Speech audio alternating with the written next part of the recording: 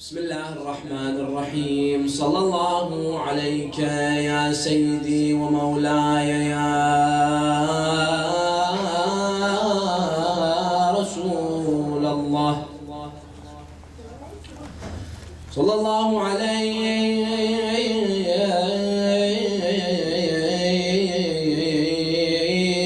يا مولاي يا أبا عبد الله يا شهيد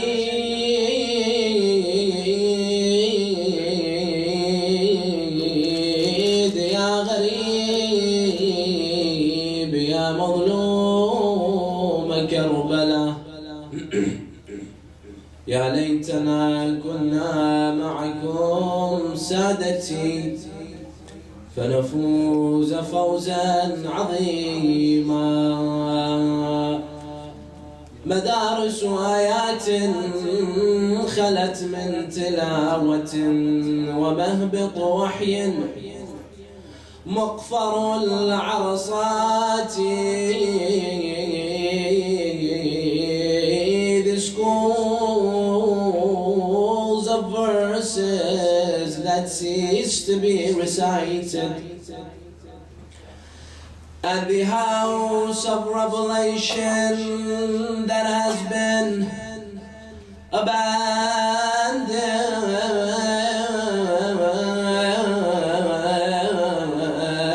ديار علي والحسين وجعفر وحمزة والسجاد ذي الثفنات the houses of Ali and Hussein and Ja'far and the houses of Hamza and Sajjad the Thafanati the prostrator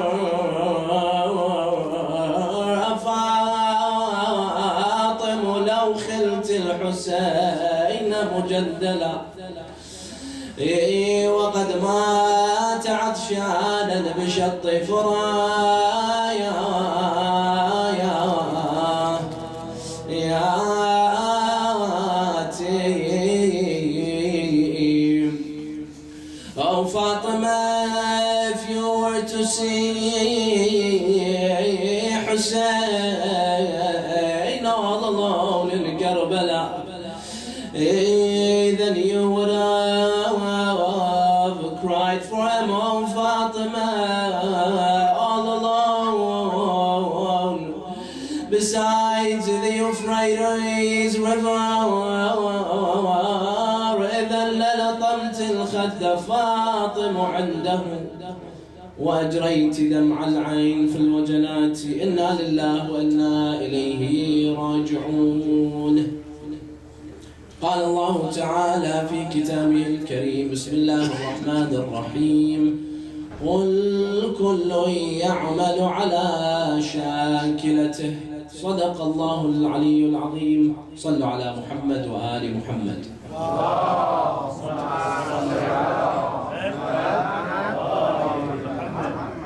My dear brothers and sisters, Assalamu alaikum jami'an wa rahmatullahi wa barakatuh.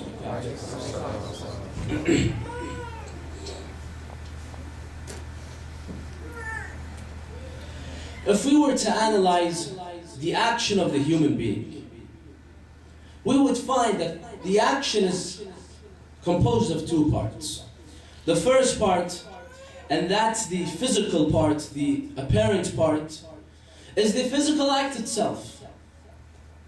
And then we have the hidden part. And that is the intention, the force, the motive behind the action itself that we call an-niyyah. So every action is composed of two parts. Now unfortunately in the world that we live in today, you find that it's a one-dimensional world with respect to these actions, in that they only concentrate on the physical, the apparent side of the action, and not too much importance is given to the intention, to the niyyah. You find that the weight of the action is all in the physical action itself. And hence the popular slogan, just do it, of the famous footwear. Why am I doing it? For what reason am I doing it? For a good cause, an evil cause? Who cares? The point is, get the job done. And this is what matters. Get the job done. What's the intention? It does not matter. And thus you find that in this world today, you find that it's socially acceptable in many parts of the world, in most societies, it is socially acceptable that one donates to a charitable cause, gives to a non-profit organization, builds a hospital, builds a school, builds an orphanage, does all these good causes. It's socially acceptable if they do it not for the sake of Allah subhanahu wa ta'ala, not for the sake of good, not for the sake of those poor orphans, but for the sake of what? For the sake of being recognized. They do it to show off, so that people say, Fulan, this person, X, Y, Z, whoever, this person did this deed. This person built this huge, nice orphanage, or contributed this much. And hence, if you look at for example, the entertainment business, look at the entertainers in the West. You find most of them, they contribute to charitable organizations. Millions of dollars every year they give to this relief effort, to this institution that fights this disease, and they help countries, and they do all this and that, all these types of charitable causes. Why do they do that? Now some of them maybe they do it for faith, some of them they do it for the good reasons, but you find many of them they do it to be recognized, so that when you go on Wikipedia and you write their names, you find in their biography that this person every year, they give $10 million to these charities, to these charitable organizations, just to be recognized, just so that they could show off and boast about it. And you find there's nothing wrong with that. You don't see anyone that speaks against this phenomenon, because the intention doesn't matter. The point is do the job, and that's what matters. The intention is irrelevant. Now, when we come to Islam, my dear brothers and sisters, you find a completely different story. When we come to Islam, you see that not only does Islam give importance to the niyyah, to the intention, but the niyyah in Islam is more important than the amal itself. And hence the hadith of Rasulullah sallallahu alayhi wa sallam, he says, إِنَّمَا الْأَعْمَالُ بِالنِّيَّاتِ. He says that your actions are weighed not based on the physical act in which people judge today, but it's judged based on what? On the niyyah, on the intention. Why did you do what you did?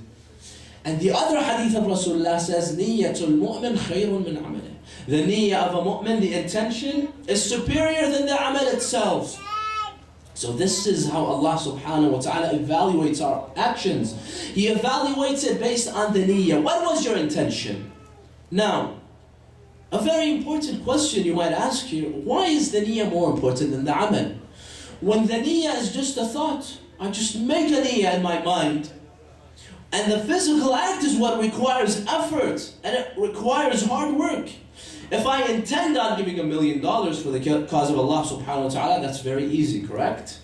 But if I actually take that money and give it for the cause of Allah subhanahu wa ta'ala, no, that's not easy. So why is the niyyah superior than the amal?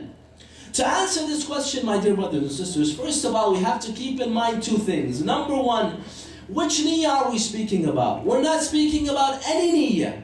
We're speaking about the true, sincere niyyah. Because some people, they'll tell you, if I win the lottery, inshallah, may Allah grant us all the lottery, the jackpot, inshallah. If I win the lottery, I will take that $10 million and I will give it right to the Husayniyah, right for the cause of Allah subhanahu wa ta'ala, right away.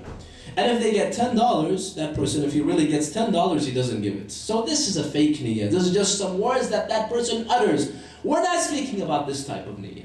We're speaking about the true, sincere niyyah, that in which he does win the lottery. First he gives me half, and then he gives the other half too. I'm just joking. He takes all of it and he gives it straight to the cause of Allah subhanahu wa ta'ala. This is the true, sincere niyyah that we're speaking about, that's superior to the amal. Number two, we have to keep in mind that the niyyah that we're speaking about, that's superior to the amal, the action itself, is not a niyyah by itself, but it's the niyyah when it comes with the amal. You see, the niyyah, the intention by itself, is not enough in most instances. There are a few exceptions, I'll speak about that in a few minutes. But in general, the niyyah by itself is not enough, because some people, you see, you tell them, why don't you pray? They say, you know what, I have a good intention, I have a good heart, I have faith, and I don't need to show my faith in actions. Islam rejects that. It says no, the niyyah is better than the amal when there is both niyyah and amal. Hence, the niyyah is better than the amal. Look at the Holy Quran. Hundreds of verses that says what? إِنَّ الَّذِينَ آمَنُوا. Always with iman comes what? وَعَمِلُوا الصَّالِحَاتِ. Always. Iman by itself, a good niyyah by itself is not enough. You have to also show through actions that you have the faith, that you have the good niyyah. So when they come together, this is when the niyyah is superior to the amal, or else the niyyah by itself also is not enough. So why is the niyyah superior to the amal? Why is it better than the amal? Number one, the first reason that the niyyah is superior to the amal, Imam al-Baqir alayhi salam, he states in one hadith, he says, نِيَّةُ الْمُؤْمِنِ خَيْرٌ مِّنْ عَمَلِهِ لِأَنَّهُ يَنْوِي مِنَ الْخَيْرِ مَا لَا يُدْرِكُهُ. He says because a mu'min can intend through his intentions, he can intend on doing much more than he is capable of doing physically. You see, in this world, this physical world, we have many limits that limit us. We're limited by time, we're limited by resources. Maybe I want to do a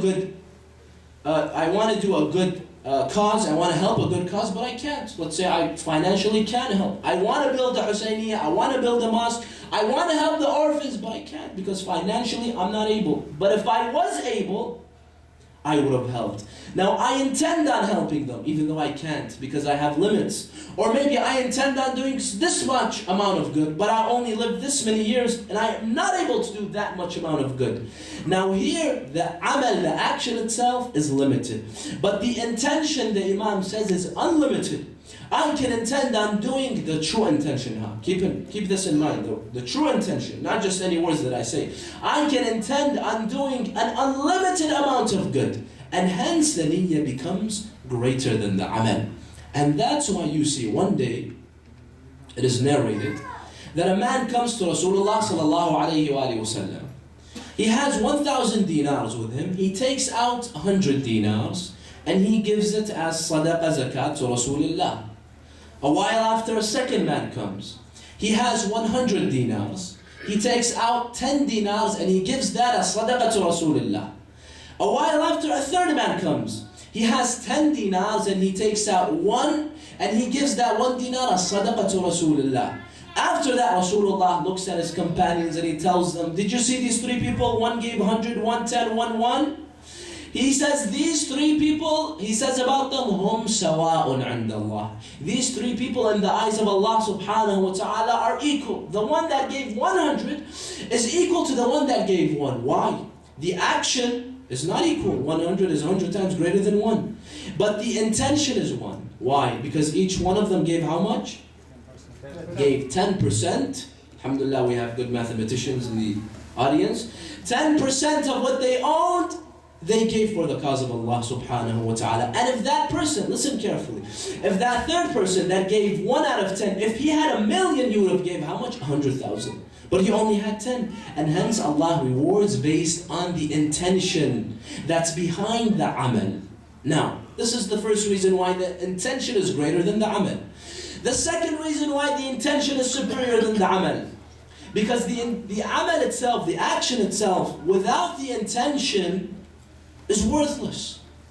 Let me give you an example. Let's say we speak about prayer. Praying 2 rak'ahs for Allah subhanahu wa ta'ala. Sometimes you can imagine a person